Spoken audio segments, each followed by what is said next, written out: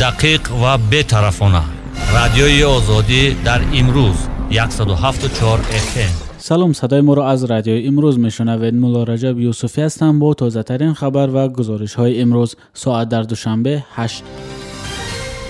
در دوشنبه جلسه گروه کاری هیئت کشورهای آسیای مرکزی و آمریکا موصوف به S5 جمع ادین انجام شد. در این نشست در روز 26 ایول هیئت‌های قرقیزستان، قزاقستان، ترکمنستان، تاجیکستان و ازبکستان و ایالات متحده آمریکا شرکت داشتند. بنا به اطلاع سفارت آمریکا در تاجیکستان به هیئت ایالات متحده آمریکا، کارل پاشال، معاون هماهنگسازی مسائل عاید به مبارزه علیه تروریسم و افراطگرایی دپارتمان دولتی و الیزابت میلارد، سفیر آمریکا در دوشنبه شامل بودند. در نشست دوشنبه تلاش‌های مشترک برای حل چالش‌هایی که آمریکا و دولت‌های آسیای مرکزی روبرو هستند بررسی شده است. دفتر مطبوعاتی سفارت آمریکا در تاجیکستان از شرح بیشتری مسائل مورد بحث همایشی مذکور خودداری کرد. ضمناً 26 سپتامبر سال 2015 ایالات متحده آمریکا و 5 کشور آسیای مرکزی در حاشیه این نشست مجمع عمومی سازمان ملل متحد چهارچوبه نوی همکاری برای بررسی مسائل‌های منطقوی را مقرر کردند. این شکل همکاری S5 جمع ادین نام گرفته است.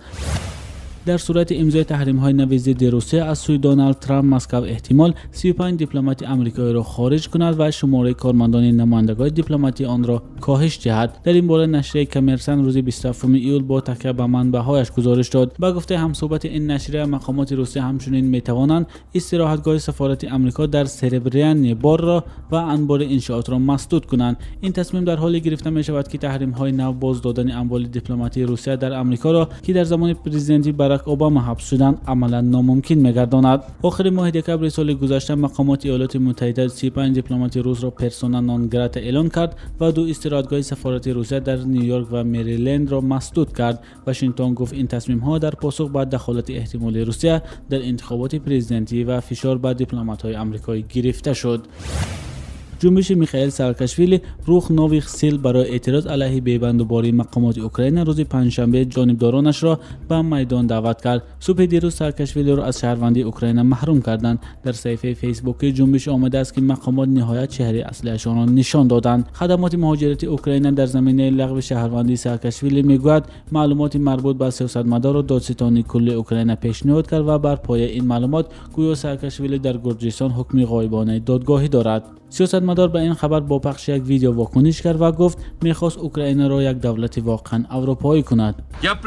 من شهروندی اوکراین را به خاطر اصلاحات برای آینده باورار اوکراین قبول کردم که آینده وطن من گرجستان نیز به آن بستگی دارد مبارزه برم. قلب من به اوکراین تعلق دارد صرف نظر از امضای شما. میخائیل ساکاشویلی تا سال 2013 رئیس جمهوری گرجستان بود. او شناسنامه اوکراین را سال 2015 بعد تعیین شدنش به مقام رئیس ولایت ادسه دریافت کرد. ماه نوامبر سال 2016 ساکاشویلی این مقام را ترک کرد و سببش را بی‌فایده بودن مبارزه با فسادکاری در منطقه نامید که با گفته او پرزیدنت اوکراین پترو پوروشنکو شخصا از آن پشتیبانی میکند.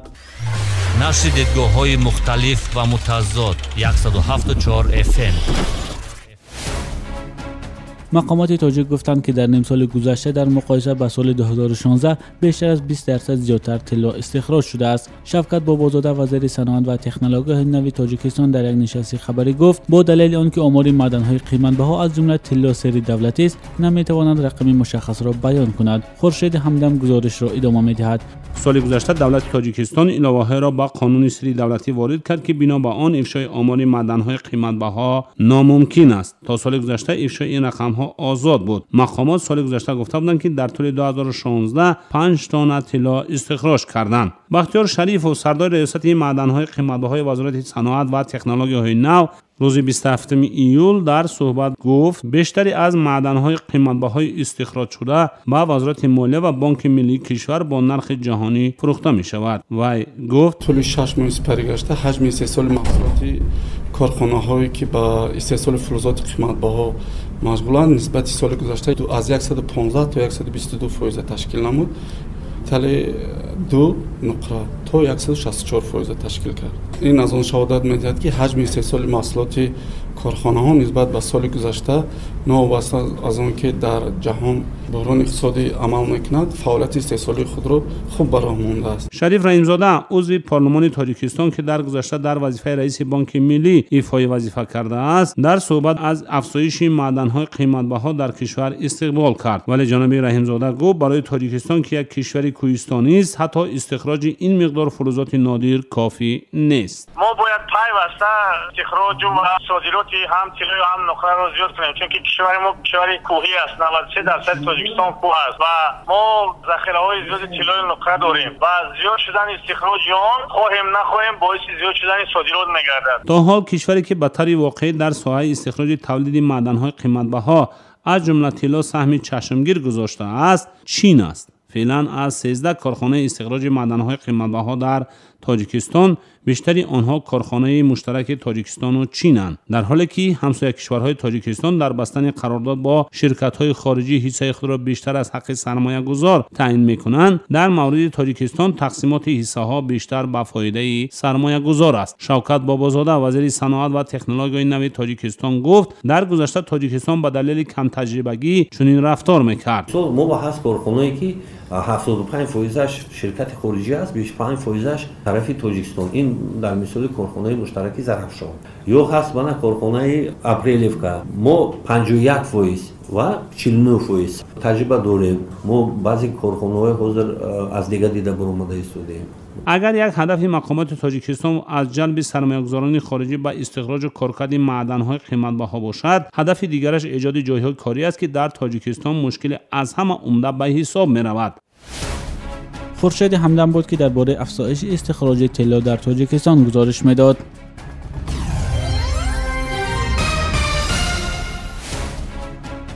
طبق قانونی که چند سال قبل در قرقیزستان قبول شد، عروس را باید جنایت حسابیده می‌شود. اما از نگاه بیشتری ساکنان این کشور طبق سنت قدیمی که به خاطر ازدواج انجام می شود، داماد برای بنیاد عائله عروس را باید بدزدد. عبدالله اشوروف در این باره جزئیات بیشتر می دهد.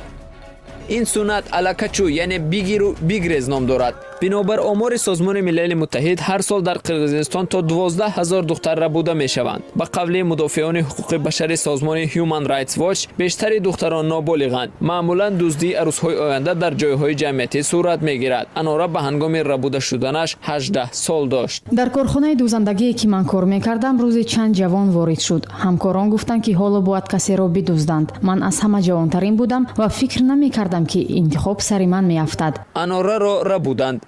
آنها مرا به ماشین سوار کردند. من گریسته خواهش می‌کردم که رهایم کنند. من در هوای زمستان پایلوچ بودم. خواهش کردم که برای گرم شدن پایهایم چیزی بدهند. همه مست بودند و به عرق نوشیشان ادامه می‌دادند. بعد یک سال به انارا میسر شد که طلاقش را بگیرد. او نخواست که تحقیرات تحمل کند. ازدواج مجبوری تا 3 سال محبس را پیش بینی می‌سازد. برای عروس ربایی تا 7 سال زندان مقرر گردیده است. ولی مشاور وزیر کارهای داخلی میگوید نه همه وقت این گونه قضیه‌ها تا دادگاه میرسند. در سال 2016 در اساس ماده 155 یعنی برای عروس ربایی و مجبور کردن زن به ازدواج 30 پرونده جنایی بررسی گردید. نسبت 25 حالت پرونده جنایی باز شد. یعنی این به آن معنی است که چنین جنایت‌ها پنهان نمیمانند. یک مسئول وزارت مهنت و رشد اجتماعی میگوید ازدواج‌های برمحل زنان را از گرفتن معلومات عالی محروم ساخته دچار خشونت و تبعیض می‌سازد. با ازدواج‌های بروقتی اساساً فرزندانی خانواده‌های کم بزاعت راه می‌دهند. پدر و مادر همین گونه تصمیم می‌گیرند. معروف قانوربویو میگوید در زمان آنها نیز داماد عروس آینده‌اش را می‌ربود. او نیز 25 سال پیش با شوهرش همین گونه شناس شده و حالا خوشبخت هستند. خداوند برایش 3 دختر و 2 نبیره را عطا کرده است. ولی به گفته اولان حسین رهبر بنیاد کوچومانچی، عروس ربایی خاص فرهنگی مردم قرقیز نبوده در زمان شوروی سالهای 70 عصر گذشته پیدا شده است. حالت‌های فراری عاشقان موجود بود. مثلا وقتی پدر و مادر می‌خواست دخترش را به نفر دیگر به شوهر بدهد، آدم ربایی باشد مجازات سنگین داشت، یعنی قتل می‌کردند. سنت الکچو همچون مخالف به معیارهای اسلام دینی اساسی در قرقیزستان است که طبق آن زن و مرد باید با رضایت طرفین عائله بنیاد کنند. گزارش عبدالله اشوروف را شنیدید. صحیفه ما را در یوتیوب با نام آزادی ویدیو مشاهده کنید. آزادی ویدیو نمای از واقعیت‌های روز است. شما خبر و گزارش های رادیو آزادی را روی موج 174 FM در پیشنهاد من مولا رجب یوسفی شنیدید. تفصیلات بیشتر این مطلب ها را می توانید در این سراغ azadi.org بخوانید و تماشا کنید. رادیوی آزادی در امروز 174 FM